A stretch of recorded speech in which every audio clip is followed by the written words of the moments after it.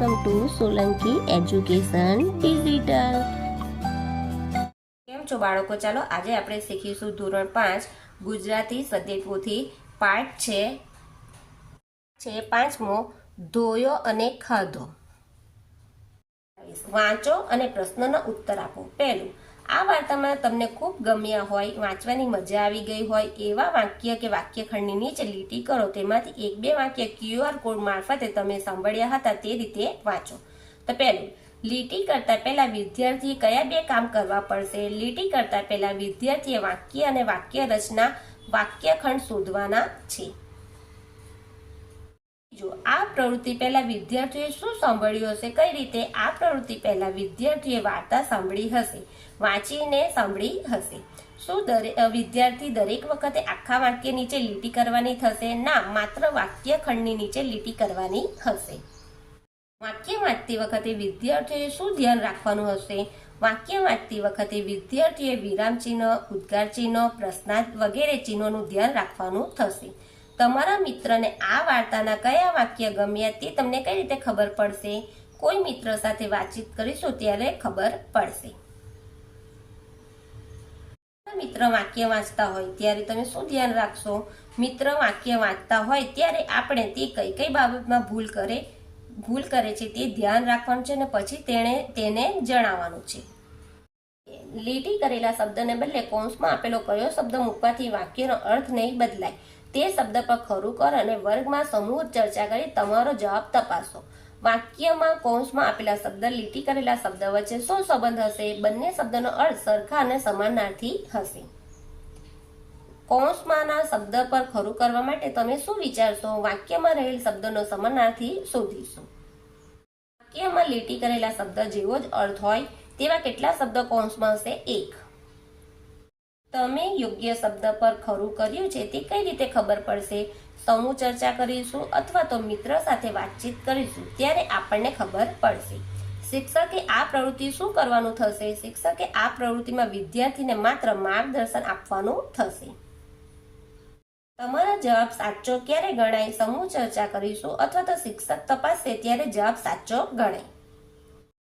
આ એકમ ભણતા ભણતા સૂર્ય, ચંદ્ર, તારા, વાદળ, પહાડ, વૃક્ષ, નદી જેવા કુદરતી તત્વો અને માણસને બનાવેલી જે ચીજ વસ્તુ, બાંધકામ વગેરે વિશે તમને અચરજ થયું તે માટેના શબ્દો એકમને અંતે આપેલી અચરજ પોટલીમાં લખો। એકમમાં શેના વિશેના શબ્દ આવતા હશે? એકમમાં કુદરતી તત્વો અને માણસોએ બનાવેલી વસ્તુઓના શબ્દ આવતા હશે। શબ્દ શોધવા તમે શું કરશો? આવા શબ્દ શોધવા આ એકમનો અભ્યાસ કરીશું। તમને અચરજ થયું કે નહીં તેની ખબર કેવી રીતે પડશે? અચરજ થયું કે નહીં તે કુદરતી તત્વો અને માણસે બનાવેલ તત્વો ઉપરથી ખબર પડશે। અચરજ પોટલી શોધવા ક્યાં જશો? અચરજ પોટલી શોધવા માટે એકમના અંતે જશો। આ એકમ ભણતી વખતે વિદ્યાર્થીને કયો ભાવ, લાગણી વધારે થયા હશે? આશ્ચર્ય ભાવ અને લાગણી વધારે થયા હશે। તો જોડીમાં કામ કરો। પહેલા આખો ફકરો સળંગ સડસડાટ વાંચો, પછી ખૂબ હસો। અહીં બે ફકરાના વાક્ય ટુકડા ભેગા થઈ ગયા છે, ટુકડા છૂટા પાડો, એમ બે ફકરા તૈયાર કરો।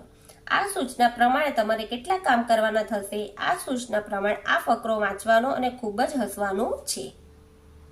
પ્રવૃત્તિમાં સૌથી પહેલા તમે શું કરશો? આખો ફકરો સળંગ વાંચીશું। તમારે વાક્ય ટુકડા લગભગ કેટલી વખત વાંચવા પડશે? 2 વખત।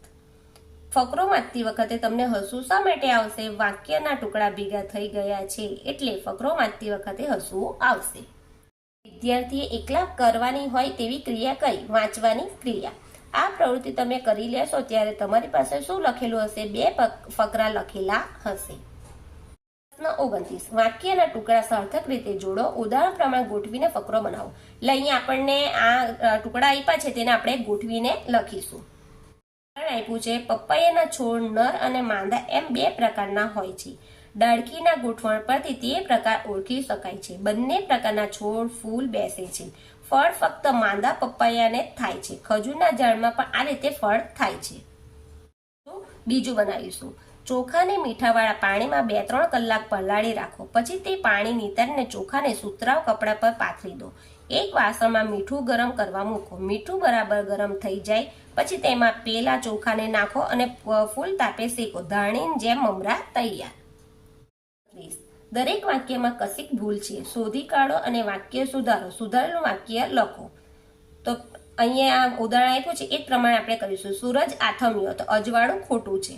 તો થયું, તો શું આવે? અંધારું. સુધારેલ વાક્ય, સૂરજ આથમ્યો અને અંધારું થયું.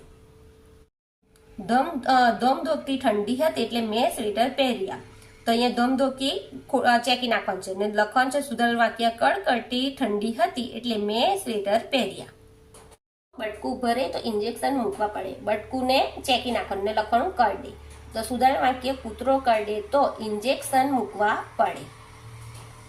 સત્ર વેકેશન પછી શરૂ થાય. તો અહીંયા દરેકને ચેકી નાખવાનું શું આવશે? નવું. સુધારેલ વાક્ય, નવું સત્ર વેકેશન પછી શરૂ થાય. ડોલ પાણીથી ભરાઈ જતા મુન્નીએ નળ ચાલુ કર્યો. તો ચાલુને ચેકવાનું છે એટલે બંધ લખવાનું. સુધારેલ વાક્ય, ડોલ પાણીથી ભરાઈ જતા મુન્નીએ નળ બંધ કર્યો. ચોમાસામાં ધરતીએ પીળીને ચેકીને શું લખવાનું? લીલી સાડી પહેરી હોય એવું લાગે છે. તો સુધારેલ વાક્ય શું આવશે? ચોમાસામાં ધરતીએ લીલી સાડી પહેરી હોય એવું લાગે છે. સમીરને દાખલો આવડતો નહોતો એટલે તેણે ગણી કાઢ્યો. તો નહોતોની જગ્યાએ શું હશે? હતો. તો અહીંયા લખવાનું સુધારેલ વાક્ય, સમીરને દાખલો આવડતો હતો એટલે તેણે ગણી કાઢ્યો.